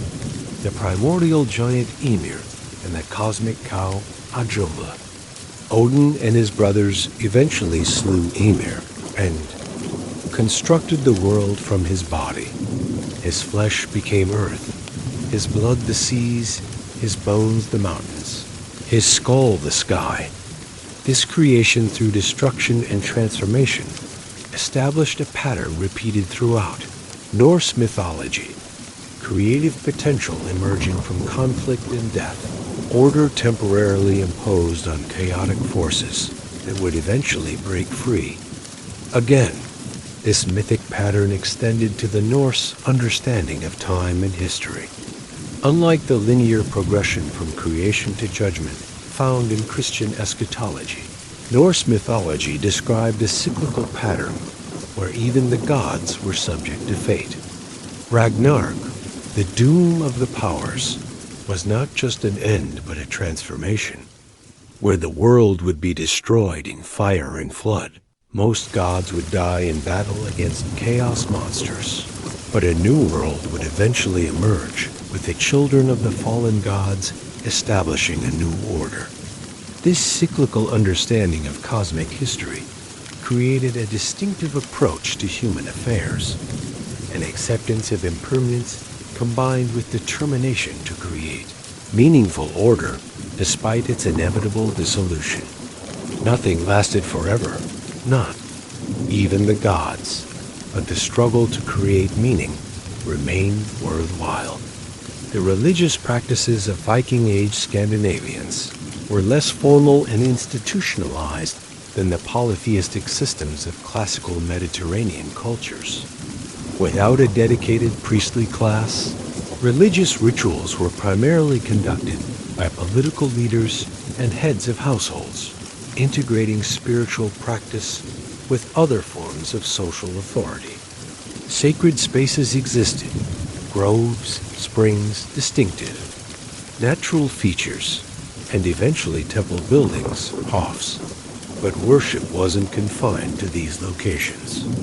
Everyday activities like farming, crafting, and food preparation incorporated ritual elements that acknowledged divine powers. Blood sacrifices ranged from simple offerings of food and drink to elaborate ceremonies where sacrificial animals were ritually slaughtered, their blood collected in vessels and sprinkled on participants, images of gods and sacred spaces. Archaeological evidence reveals the material dimension of these practices. At temple sites like Uppsala in Sweden, archaeologists have uncovered specialized ritual vessels, figurines representing deities, and the remains of sacrificial animals and feasting. At Tisch in Denmark, hundreds of small metal objects have been recovered from what appears to be a sacred lake. Weapons, jewelry, and tools deliberately deposited as offerings. These physical traces confirm written accounts of sacrifice and offering, showing that Norse religious practice involved substantial material investment. The concentration of valuable objects at sacred sites also suggests these locations functioned as community treasuries, combining religious significance with economic security under divine protection. The everyday experience of Norse spirituality extended beyond formal ceremonies to a landscape filled with supernatural inhabitants. Natural features might house landbetter, land spirits, whose goodwill was necessary for agricultural prosperity. Forests contained various beings, including elves, dwarves, and Jitner, giants, trolls, each requiring different approaches for safe interaction. Even the home had spiritual dimensions. The hearth connected to the goddess Frigg's protection. Doorways required magical safeguarding, and ancestors might remain present as protective or dangerous influences. This animated landscape created a world where boundaries between natural and supernatural remained permeable, where ordinary activities like crossing a stream or entering a forest might require ritual acknowledgement of non-human powers. The conversion to Christianity transformed this spiritual landscape gradually and unevenly.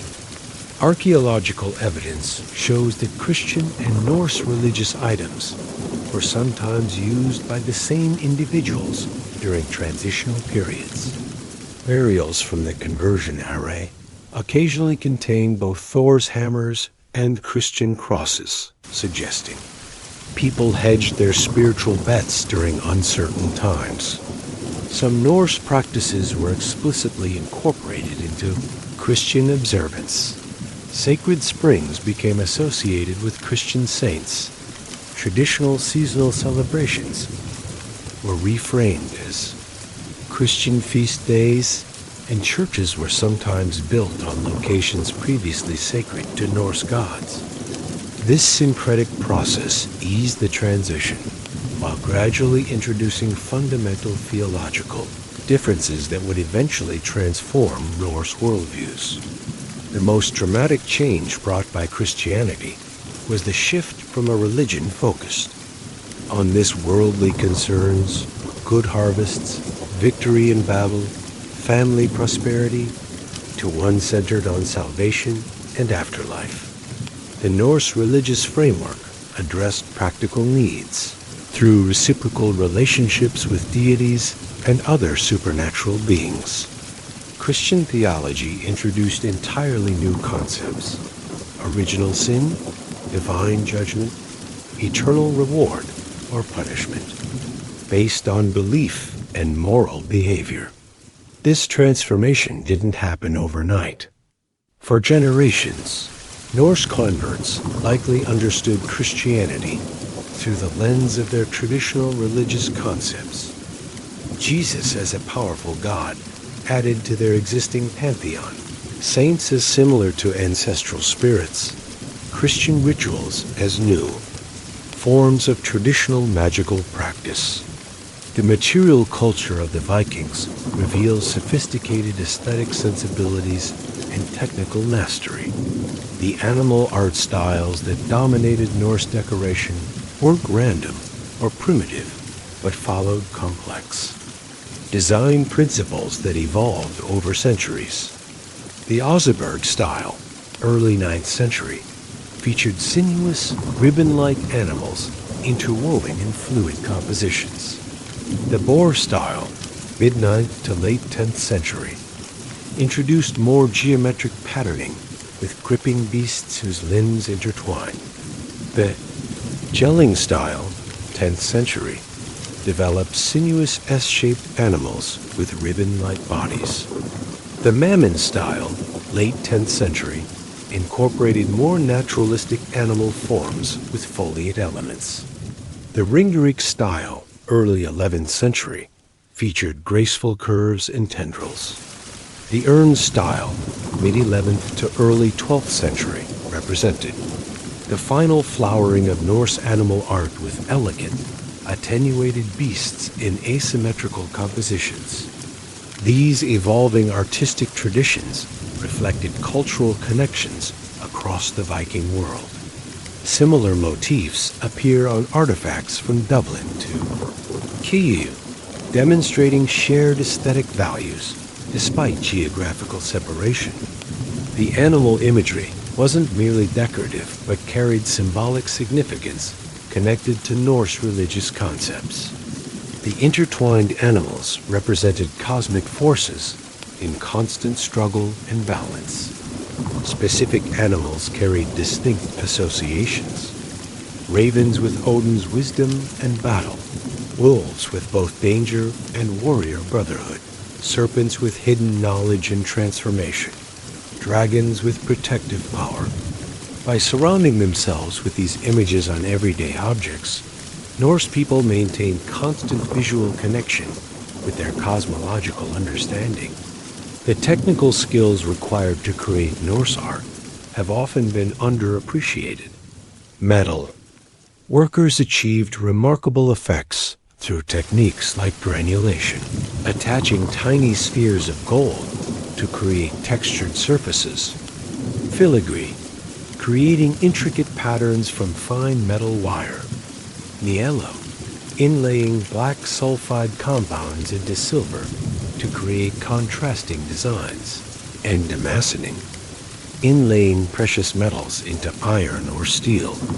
These techniques required specialized knowledge of metallurgy, precise temperature control, and exceptional manual dexterity. The resulting objects combined visual impact with tactile appeal, the smooth coolness of polished silver, the textural contrast of granulation, the slight raising of gilt surfaces that could be felt by sensitive fingertips. The wood carving tradition was equally sophisticated, despite the fragility of wooden artifacts that has limited their survival in the archaeological record. The rare preserved examples, like the elaborate carvings from the Oseberg ship burial, reveal extraordinary technical skill and artistic vision. The famous Buddha bucket from the Oseberg find shows a seated figure in a lotus-like position, suggesting either direct influence from Asian Buddhist art or indirect transmission through trade networks. This single object encapsulates the Viking connection to wider world systems, showing how artistic motifs could travel vast distances along the trade routes that connected Scandinavia to the Middle East and beyond.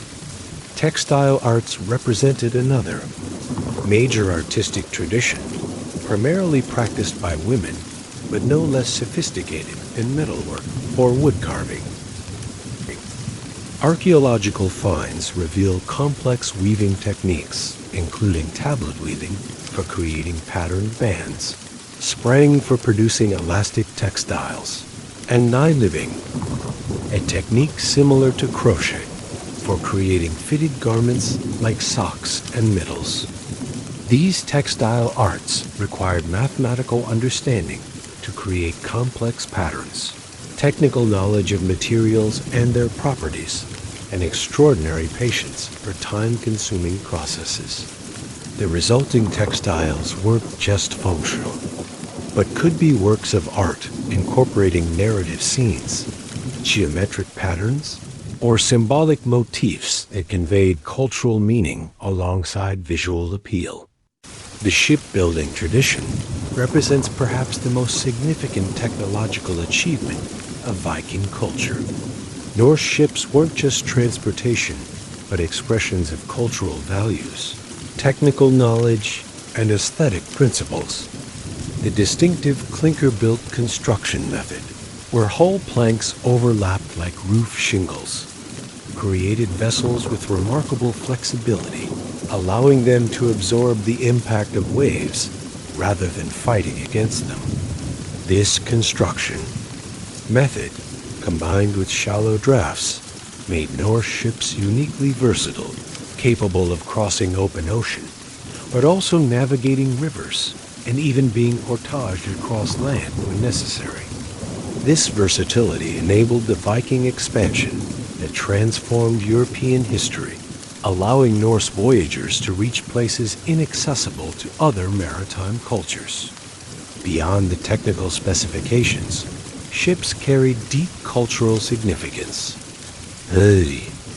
Investment of resources required for shipbuilding made them community projects and community assets. The ship served as metaphor throughout Norse culture. Burial ships carried the dead to the afterlife. Stone ship settings marked graves. Ship imagery appeared in religious contexts, and poetic kennings described the sea as the ship's road, or the sky as the weather ship. The same aesthetic principles that govern other art forms appeared in shipbuilding, with decorative elements like the famous dragon or serpent heads on prow and stern serving both symbolic and psychological purposes, intimidating enemies while invoking protective supernatural powers. The navigational knowledge that guided these ships across the North Atlantic represents an intellectual achievement as impressive as the vessels themselves. Without magnetic compasses, accurate charts, or other modern navigational tools, Norse Seafarers developed systems for maintaining course across open ocean. They observed the position and movement of the sun using a sun shadow board, utilized polarizing crystals, sunstones, that could locate the sun's position even on cloudy days, tracked the movements of stars, followed the flight patterns of birds, noted changes in ocean swells, monitored watercolor that might indicate proximity to land, and maintained mental maps of landmarks, currents, and prevailing winds. This complex navigational system relied on accumulated knowledge, transmitted through apprenticeship rather than written documentation.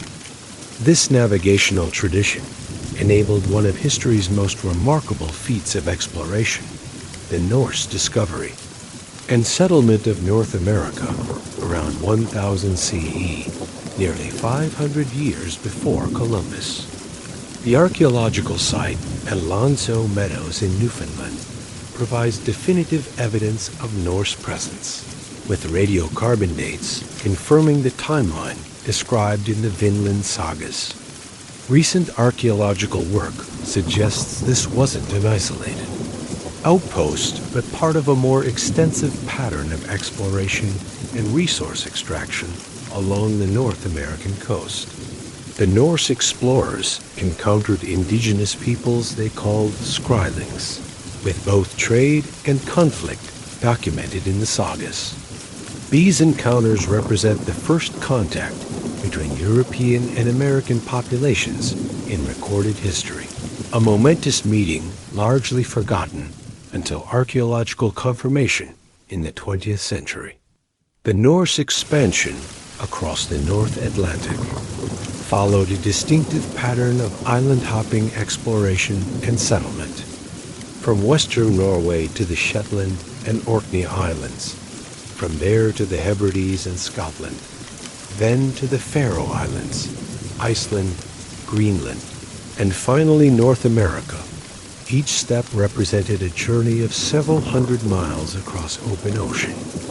This expansion wasn't a single planned enterprise, but an evolutionary process driven by multiple factors. Population pressure in Scandinavia, political changes as Norway unified under a single monarchy, the opportunity presented by uninhabited lands like Iceland, and access to valuable resources like walrus ivory from Greenland. Each new settlement created its own distinct cultural variation of Norse society, adapted to local environmental conditions while maintaining connections to the broader Norse world. Iceland represents the most successful of these colonial ventures, the only one that maintained continuous Norse settlement and cultural continuity to the present day. The settlement period, landnam, began around 870 CE, with most suitable land claimed by 930 CE, when the population reached approximately 25,000.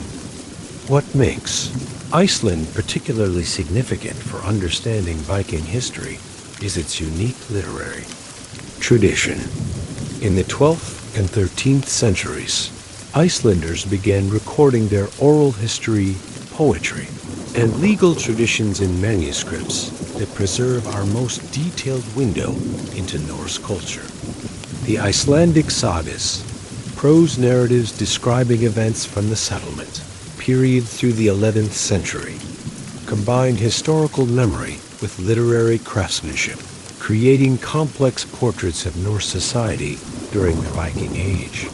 These sagas reveal a society organized around principles very different from the feudal hierarchies developing in contemporary Europe. The Icelandic Commonwealth, 930 to 1262 CE, operated without a king or executive authority, governed instead through a complex legal system centered on the annual Althing assembly where disputes were resolved and laws established. This system wasn't an ideal democracy. Power concentrated among wealthy landowners, Gogr, who served as legal advocates and religious leaders for their followers, wingmen. but it represented a distinctive approach to governance, balancing individual autonomy with community regulation through law rather than centralized authority. This legal tradition produced the detailed Gragos Law Code, which regulated everything from property rights to compensation for injuries. The social ethics revealed in the sagas emphasize moderation and self-control rather than the berserker. Rage of popular imagination. The ideal Norse leader wasn't an unrestrained warrior, but a measured, strategic individual who knew when to use force and when to seek reconciliation through legal means. The concept of Drengskaper, honorable conduct, emphasized reliability, proportionate response, and maintenance of social bonds, even in conflict situations. Those who responded to every insult with violence weren't celebrated, but portrayed as problematic. Individuals whose actions threatened community stability. The greatest literary heroes, like Gunnar of Higurendi in Njál's saga, demonstrated both fighting prowess when necessary and restraint when possible, maintaining balance between personal honor and community welfare. The archaeological footprint of Viking Age activity continues to expand through new discoveries, changing our understanding of their geographic reach and cultural connections. Recent excavations in Newfoundland suggest more extensive Norse activity in North America than previously recognized. Metal detector finds throughout England have revealed thousands of Norse objects in areas where historical records made little mention of Viking presence. Underwater archaeology has located several shipwrecks, including the Roskilde ships in Denmark, providing detailed information about naval technology and trade goods. Genetic studies of modern populations have mapped the biological legacy of Norse expansion, showing complex patterns of male and female migration in different regions. Each new discovery adds texture and nuance to our understanding of this dynamic period. The most famous Viking in modern popular culture wasn't a raid leader or king, but a mathematician and explorer, Leif Erikson, who led the expedition that first encountered North America. The historical life was born in Iceland around 970 CE, the son of Eric the Red, who had established the first Norse settlement in Greenland. According to the sagas, Leif was returning from Norway to Greenland when storms blew his ship off course, leading to the discovery of lands further west. He named these lands according to their resources: Hoyland, stone slab land, probably Baffin Island; Markland, forest land, probably Labrador; and Vinland, wineland or meadowland, likely Newfoundland, and possibly areas further south. Leif's journey represents the furthest western extent of Norse exploration and a remarkable achievement of navigation and adaptation. Less famous, but equally significant, was Gudrid Thorbjarnadottir, whose life illustrates the mobility and adaptability of Norse women during the Viking Age. Born in Iceland, she traveled to Greenland, participated in expeditions to North America, gave birth to a son in Vinland, the first European born in the Americas, eventually made a pilgrimage to Rome, and later returned to Iceland where she became a nun. Her life, documented in the Vinland sagas, spanned 3 continents and embodied the Norse capacity for long-distance travel and cultural adaptation. Archaeological evidence from Monceau Meadows confirms female presence in the North American settlements, with typically female artifacts like spindle whorls found alongside weapons and tools, suggesting family groups rather than just male exploration parties. The Viking diaspora created communities as far-flung as Kyiv and Newfoundland, each developing distinctive cultural adaptations while maintaining connections to Norse homeland traditions. In the British Isles, Norse settlers gradually integrated with local populations while introducing distinctive cultural elements that remain visible in place names, linguistic features, and genetic markers. In Normandy, Norse settlers rapidly adopted French language and certain cultural practices while maintaining distinctive military and organizational approaches that would later spread through Norman conquests. In Russia, the Rus became the ruling elite of Slavic communities, gradually adopting local language and Orthodox Christianity while maintaining trade connections to Scandinavia. Each of these diaspora communities represents a unique experiment in cultural adaptation and synthesis. The end of the Viking Age came through transformation rather than defeat. By the mid-11th century, Scandinavia itself had changed dramatically. The introduction of Christianity brought new religious, educational, and political institutions. The consolidation of royal power in Denmark, Norway, and Sweden created more centralized kingdoms, less hospitable to independent raiding ventures. Improved defenses throughout Europe made raids less profitable and more dangerous. The establishment of permanent Norse settlements abroad redirected energy toward governance rather than mobile raiding. By the time of the Norman conquest of England, in 1066, the classic Viking raid had become a rarity, though Norse maritime power remained significant through trading networks and political entities like the Norman Kingdom. The legacy of the Viking Age extends far beyond popular images of raiders and warriors. Norse activities accelerated the development of towns and trade centers throughout northern Europe, connected previously isolated regions through maritime. Networks introduced new technologies and artistic styles to areas they contacted, and contributed to the political reorganization of kingdoms from Ireland to Russia. The seafaring technologies they pioneered opened maritime routes that would be utilized for centuries afterward, fundamentally altering European economic geography. Their legal traditions influenced the development of common law in England and parliamentary systems in several European nations.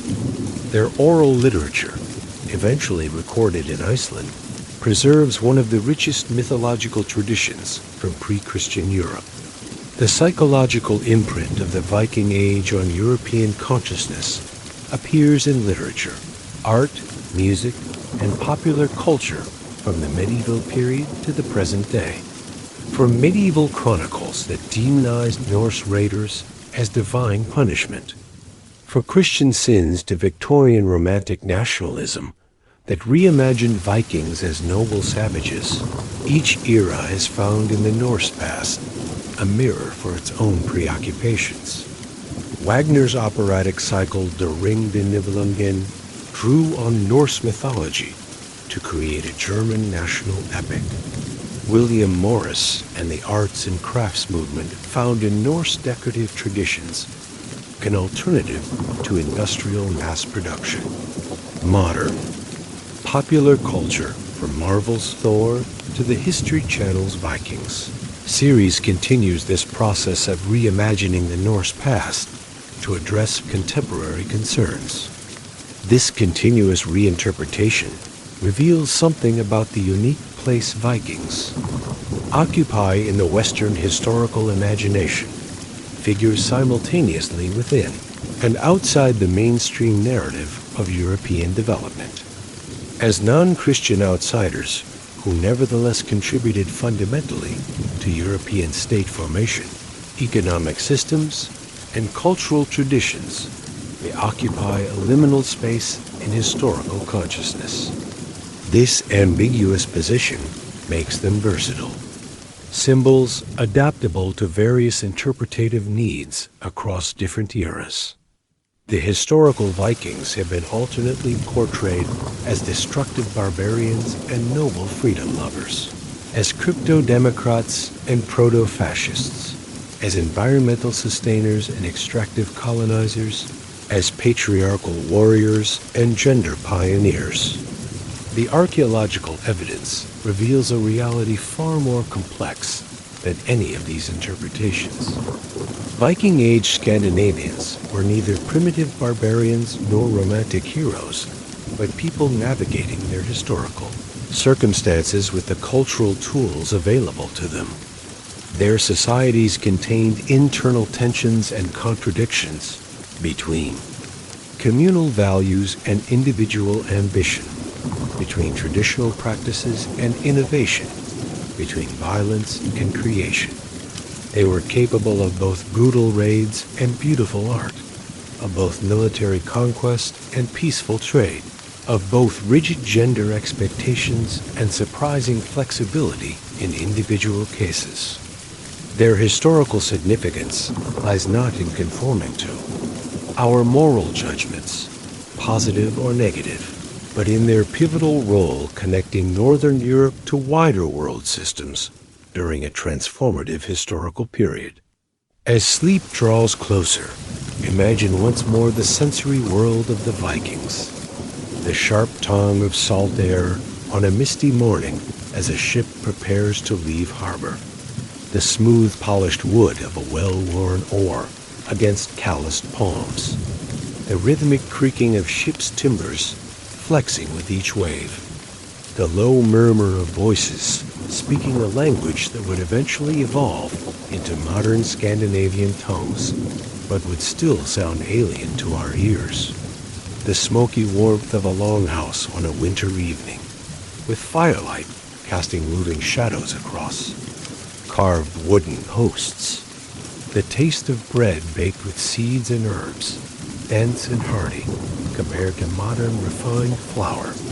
The weight of wool clothing, heavy when wet, but still providing warmth. The sound of a skilled storyteller, weaving tales of gods and heroes, as children and adults alike listen in the flickering darkness. These sensory experiences connected Viking Age people to their environment, to each other, and to the supernatural.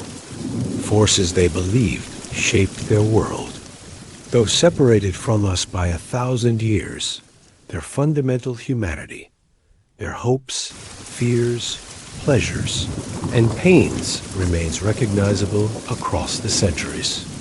They loved their children, worried about harvests, celebrated achievements, mourned losses, created beauty, and sought meaning in a world filled with uncertainty. Their solutions to life's challenges were shaped by their cultural context, just as ours are, but the questions they faced remained fundamentally human.